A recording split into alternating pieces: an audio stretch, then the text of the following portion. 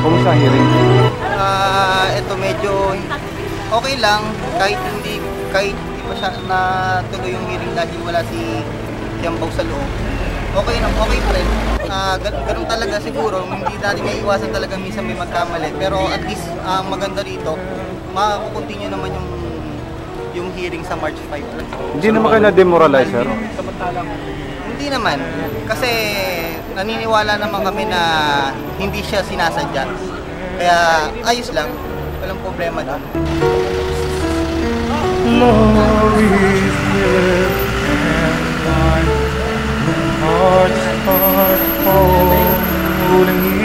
Anong naging reaction nila nung magkaharap kayo dun sa best friend niya sa korte?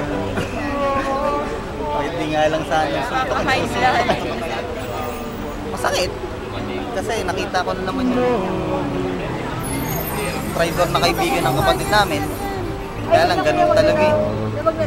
Wala kami magagawa, nasa loob kami ng korte.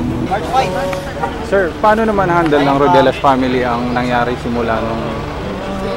Sa ngayon, hindi pa kami nakaka-get over eh. Kasi may mga pagkakataon talaga na napagpakwento ng pagkakataon.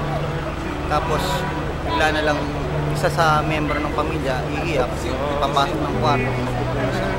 Hanggang ngayon hindi pa. Pero hindi namin masasabi kung nakamove on na kami. Kaya lang, siyempre, gano'n nga talaga, life must go on. Kailangan mag-move on. Kailangan ituloy yung buhay. Hindi naman pwedeng dahil nawala ang isang member ng pamilya, mapipilayan kami. Hindi naman dapat gano'n.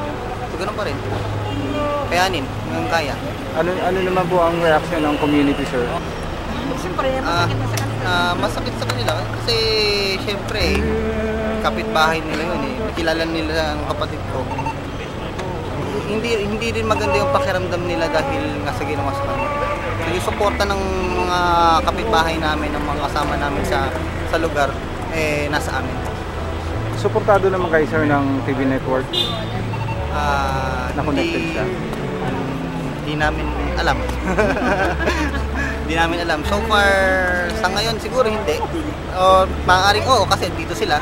Pero they assure us naman na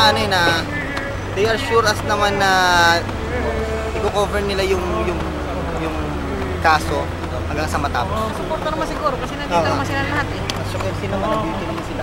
Pero kayo, ma'am, okay na kayo, ma'am? Natanggap niyo na lahat? Ay, hindi pa masyado. Yung minsan, parang niloloko ko sarili ko, tanggap ko nila. Pero pag oras na naalala ko, nayak na naman ulit.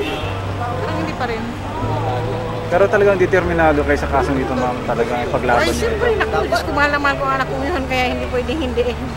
Kung aabutin po ito ng taon, ma'am? Kahit paabutin pa ako ng 5 taon, papapupunta pa rin kami dito.